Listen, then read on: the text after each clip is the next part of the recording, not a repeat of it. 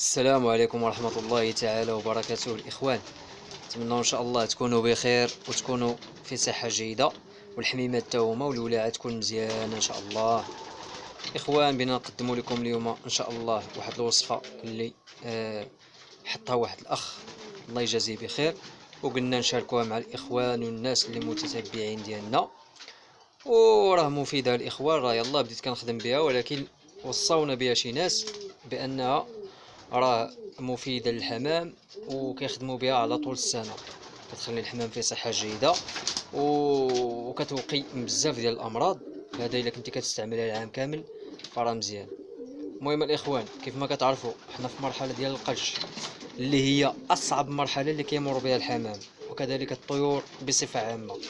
هاد المرحلة اللي كتبي أنك تكون عاطي الحمام واحد الوقت مهم، تكون عاطي، تكون المراقبة وتهلا في الحميمات وتمشي معاهم طبيعي، ما كاين لا دواء لا والو. الدواء في هذه الوقيته ديال البداله من الاحسن تجنبوه ما امكن الا في حالة المرض. المهم الاخوان، نجو نعطيكم مناش كتكون هذه الوصفه. هذه الوصفه الاخوان، اول شيء كنصاوبوا واحد الزيت. ها هي الاخوان، هذا الزيت، هذه زيت البلديه، كنضيف معاه واحد شويه ديال اليازير، وكنزيد عليها شويه ديال الشيح، وكذلك الثوم كنقطعوه وكنخلطوا هاد البركه ونخلوها في شي بلاصه. الاخوه للاشاره تكون شي بلاصه مظلمه. الزيت ضروري ديرها في شي بلاصه تكون مظلمه وما يكونش فيها الضوء. الحاجه الثانيه، كنصاوبوا واحد البودر. راه كلشي عند العطار الاخوه، راه بنادم ما غيتلف ما والو. هادشي غتقيدو، غتمشي عند العطار يعطيك هادشي كاملو، وهادشي راه استهلك بلا ما تهلك. المهم الاخوان، هاد البودر كيتكون من الحلبة بودر، وقشور الرمان بودر، وكذلك حبوب ديال القزبر بودر، كنطحنوهم ونخلطوهم. هذا الخرقوم عود، خرقوم البلدي، تمشي عنده تقول له عطيني خرقوم عود يطحنو قدامك، لانه راه هذا هو الخرقوم ديال بصح. خليني من داكشي ديال الصباغه. المهم الاخوان، ها هو الخرقوم عود، شويه ديال البزار يكون عندك، بودر روج عندك ديرو، ما عندكش ما ديروش، ولكن بودر روج راه مهم، زائد واحد الميلونج يكون ميلونج مزيان، ميلونج على قد الحال. المهم يكونوا فيه الحبوب اللي تكون فيها الدهنيات والبروتينات راكم عارفين هاد المرحله ديال القلش راه كتحتاج هاد الحوايج اللي كيكونوا فيهم لاكريس، لان الحمام كيستهلك الريش، كيستهلك لاكريس. المهم هما الاخوان، كنحاولوا اننا نعطيو ميلونج مزيان.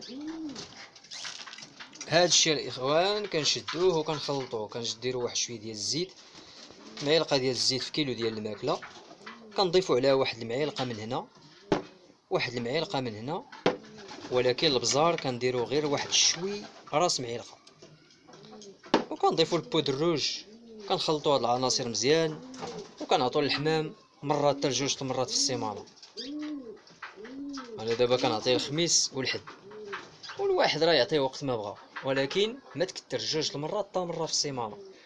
اللهم يسر الاخوان. وهذه راه الواحد يحاول انه يعطي حاجه طبيعيه في هذه المرحله ديال القلش، باش الحمام الريش يطلع صحيح والحمام يطلع مزيان.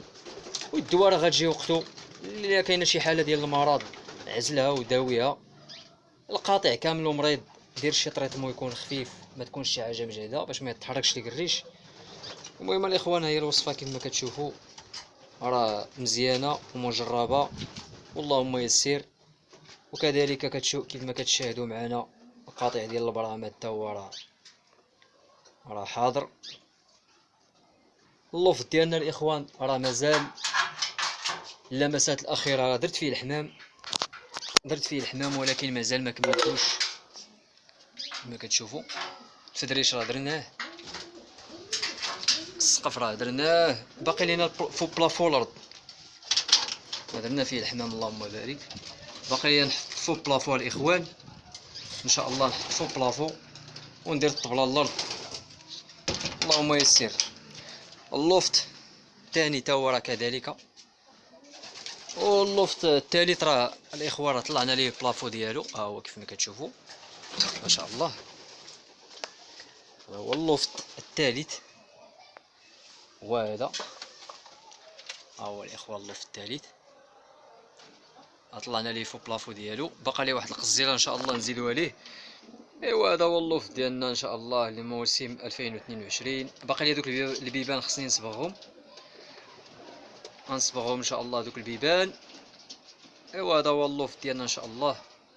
هنا راه غيكون الكولوار الاخوان، من حد هاد البريك لهيه غيكون ان شاء الله الكولوار، وتا هو غيتسقف.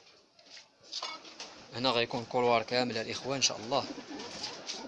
اللهم يسر. المهم الاخوان استعملوا هاد الوصفه هادي راه مزيانه، وان شاء الله ندبروا في شي وصفه اخرى تكون مزيانه، وهذا الشيء غير استهلك بلا ما تهلك. حنا كنهضروا مع الناس اللي مبتدئين اللي ما كيعرفوش، راه اما الناس اللي عارفه راه الله يسخر لهم. تحياتي لكم ونشوفكم ان شاء الله.